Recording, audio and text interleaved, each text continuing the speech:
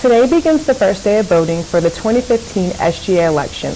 Positions include President, Vice President of Student Life, and Vice President of Budget and Finance. A campaign rally is tomorrow from 11 a.m. to 1 p.m. The ballots are on orgsync.com.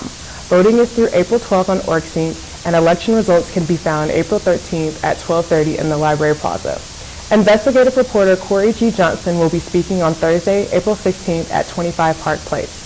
The event is brought to Georgia State by the Georgia News Lab in the Communications Department. Students will hear first-hand advice on producing life-changing journalism. Student Health Promotion presents the Vagina Monologues, Tuesday, April 7th. The play is a series of monologues by women touching on aspects of the female experience and expressing such experiences as sex, love, and rape. The event will take place in Urban Life 220. So you're running for the Vice President of Academic Affairs for SGA. Why that position? I know that Georgia State has had an increasing retention rate. Georgia State is a leading university for graduating students from diverse backgrounds, first-generation students, low-income students, and I feel like student government can play a very, very key role in contributing to that success. What are you going to do to assist students? Okay. The main challenge that we're facing right now as a university or as a student body is we're not aware of our academic resources. Students are not aware of offices such as the study abroad or the Myo Lab. There's also a math complex. There's a writing center. Students are just not aware of one, of those resources, and two, how to use them. And most times they are no cost at all to a student. So it is, one of the responsibilities of the Academic Affairs Vice President to address university-wide issues pertaining to all things academia, I guess.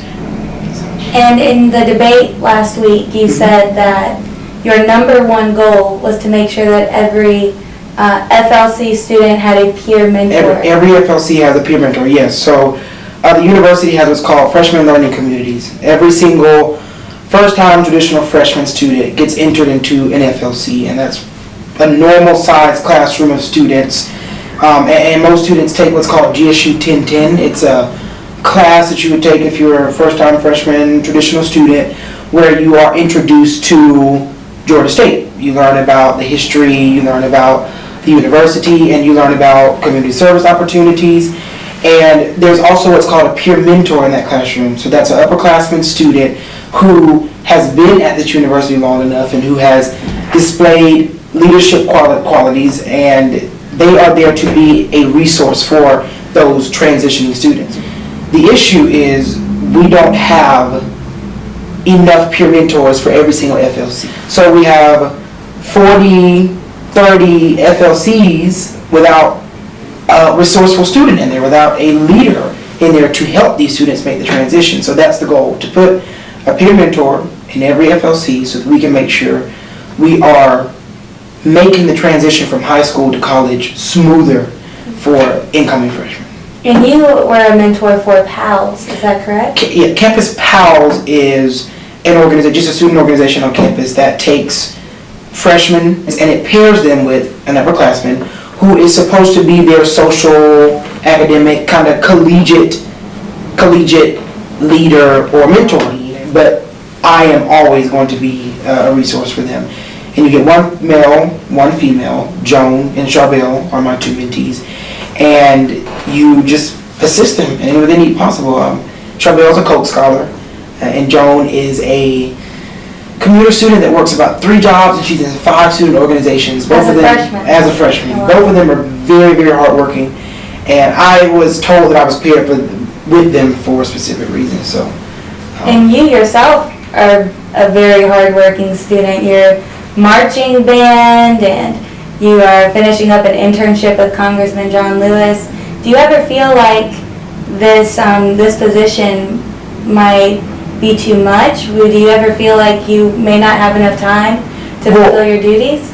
Well, it can be overwhelming. I'm not gonna lie and tell you that I'm Superman and everything's easy. No, it can be overwhelming, but I like to commit myself to many things at one time because I know that I can do them. and I can push myself to focus on doing those things because I push myself to take responsibility very seriously. So if you commit to something, commit to it fully. Don't commit to it half-heartedly. So taking on the Vice President of Academic Affairs is going to be a new experience. It will be a challenge, but it is doable. What do you want to say to students going into this election, going into the polls? What would you like to say to them? Listen to the goals that each person has. Determine for yourself whether you feel like that is a goal that contributes to your success, and also think about those things as being realistic goals, or as I said at the debate, empty promises. Don't take something and think that it is going to be true because someone makes it sound true. Analyze it. Think for yourself. Critically think for yourself. Can this happen? Is this a possibility? And does it benefit the university as a whole? If you feel that that candidate meets all of those qualifications, then vote for them.